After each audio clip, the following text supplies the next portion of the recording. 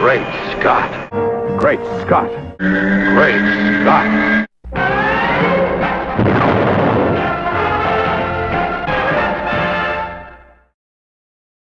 Hello everyone, and welcome to another edition of Great Scott. I'm Scotty V, and thanks for watching.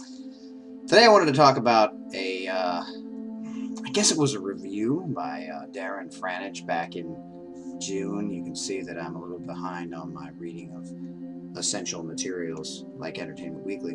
What's odd is that Entertainment Weekly is a production of Time Warner, which is a parent company to Warner Brothers, which is a parent company to DC, which of course are all of the creative people behind Man of Steel. Now, it's pretty much unanimous that in critical circles, Man of Steel was a failure.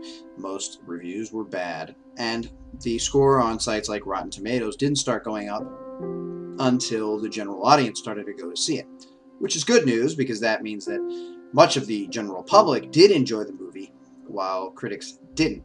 A lot of what I'm seeing is, and I know that we're 2.5 months after the movie has been released, although it hasn't been released in all markets yet. I believe at the end of August we're going to see release in Japan, so we still should see some numbers there. But I'm still interested in trying to figure out exactly what everyone wants from a Superman movie. From what I could tell, it seemed like most of the critical reviews said things like, where's the joy, where's the hope, where's the humor, where's the camp, where's Gene Hackman, where's Marlon Brando, where's Christopher Reeve? None of these things were we ever going to get, nor were we ever promised with Man of Steel. In fact, it was said straight out, much to my happiness and much to my applause, that this, unlike Superman Returns, was going to be a completely separate franchise with no connection whatsoever, other than there would be a man in blue and red who tried to do the right thing. And I think we got that out of Man of Steel. But, according to Darren Franich, whose article is entitled Superman Breaks a Commandment, I gotta stop right there and say, I don't care about commandments, I don't care about religions, I don't care about what you believe, what you don't believe, I don't necessarily worry about whether or not your spirituality is affected by a Man of Steel comic book movie. But it does seem like a lot of critics, this man included, and it is obvious when you watch the movie that there are a lot of allegorical ties to gods and spirituality, and it seems like mostly the Christian form of spirituality, which isn't necessarily a bad thing, but after Superman Returns, I was sort of hoping they would avoid. As we all know, the legend of Superman has been tied into Jesus and religion, and Moses, and two guys who were Jewish creating him and having that sort of upbringing and knowing about those stories and legends. There are always going to be those type of allegories, but he's also tied into Hercules and other mythological figures, as are many other heroes. There are many historical things to draw upon when creating something, when creating a work of fiction, and obviously, imitation is a great form of flattery, but I don't believe, and I've never subscribed to the theory that we were trying to tell a Jesus story every time we told a story about Superman. But we do see a lot of that symbolism and a lot of those ideas in Man of Steel, and that was offensive to some people, I guess people who didn't want to be necessarily, what they say is, bashed over the head with that Christian symbology. I think a lot of people who are Christian and a lot of people who want to see that sort of thing liked that, whereas a lot of people who said, I just want to see a Superman movie where he's the comic book hero that I've always loved. The problem with that is, from the beginning, there were some of those allusions to other literary characters, just like some of those that are presented in some religious texts.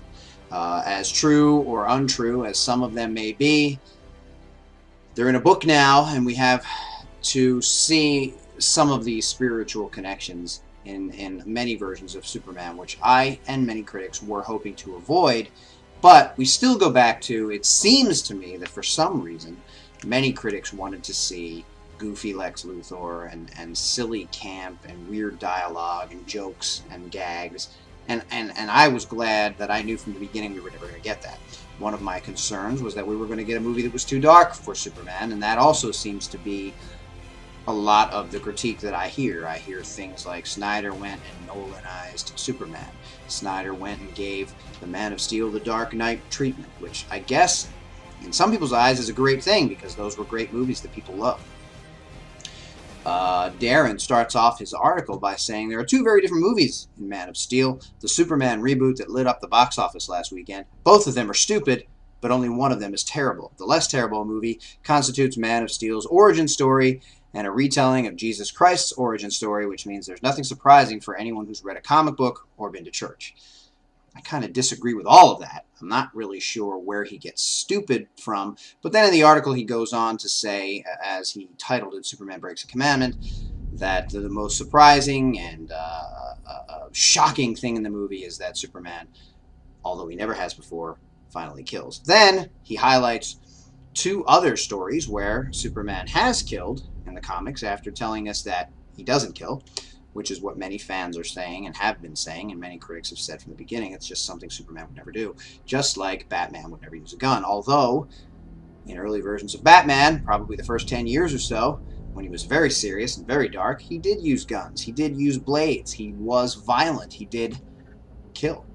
Many of the DC heroes don't do that now. Again, as I've mentioned before, because of the Comics Code Authority that started way back when, and they just decided to hang on to it, which is fine. It's an upstanding code not to kill. It's very heroic, and I think Superman's action to kill Zod in this movie was also very heroic. I think it was a big sacrifice of himself. I think it was clear that it anguished him.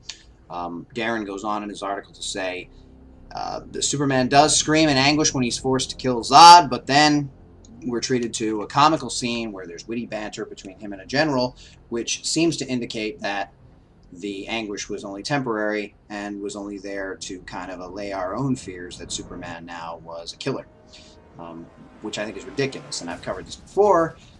There is clearly a time lapse between when that happened and the scene with the general. Otherwise, Metropolis wouldn't have been rebuilt. Superman wouldn't have discovered that there had been satellites trying to follow him around if it was the very next minute or the very next day. There wasn't a fade out leading to that, and that led to some confusion into people thinking that it happened right away. But if you think about the timeline, if you think about the things that are going on at that point in the film, it's clear that time has passed. Darren, of course, says it strives to make Superman, quote, realistic, while taking for granted that he's a Christ figure who stands for morality, and it literally covers Superman in mud and then pretends his hands are clean. I've covered this again before. I don't think Superman had a choice in that moment. There was no way to stop Zod. And I can agree, and he says in his article, that the non-imagination of the filmmakers and the writers causes us to believe while we're watching the movie that there was no choice for Superman, and in this case there wasn't. But the fact that they do not have the ability to come up with another way for him to deal with Zod shows that they are unimaginative.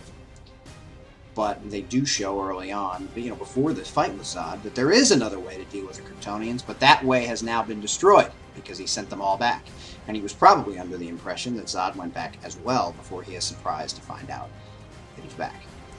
There's also a point in the article where he mentions that Zod and Superman tear half of Metropolis down.